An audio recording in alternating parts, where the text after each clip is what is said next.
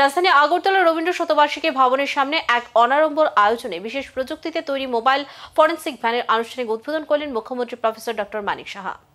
শুক্রবার আয়োজিত এই উদ্বোধনী অনুষ্ঠানে মুখ্যমন্ত্রীর সঙ্গে প্রশাসনের শীর্ষ কর্মকর্তারা উপস্থিত ছিলেন।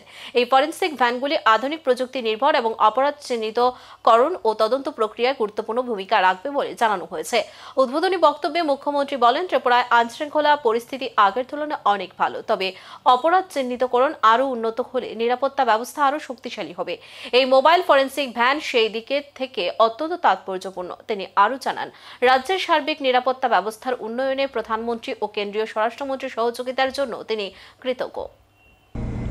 কারণ আমরা বারবার দাবি করছি যে ত্রিপুরাতে আইন শৃঙ্খলা ল অ্যান্ড অর্ডার সিচুয়েশন ত্রিপুরাতে খুব ভালো, সব ঠিক আছে, কিন্তু কনভিকশন রেট আমাদের বাড়াতে হবে।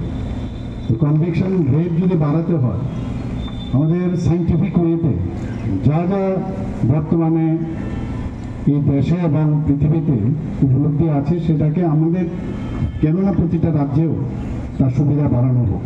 তো সেই কারণেই এমএচএর থেকে খুব নজরদারি করেছে। এই ভ্যানগুলো যখনই কোনো জায়গায় ক্রাইম হয়, সেখানে যে ফিজিক্যাল যে এভিডেন্স, সেই ফিজিক্যাল এভিডেন্স বা অনেক এভিডেন্স সেগুলো নিয়ে আসতে হয়। তো সেন্টারে নিয়ে আসতে গেলে অনেক দেরি হয় এবং এর মধ্যে অনেকগুলো এভিডেন্স কিন্তু লুপ্ত হওয়ার চান্স থাকে। তো এই ভ্যানের মধ্যে অত্যাধুনিক ভ্যানে এটার মধ্যে সব কিছু প্রিজার্ভেশন, রেস্টোরেশন রাখার সুবিধা আছে।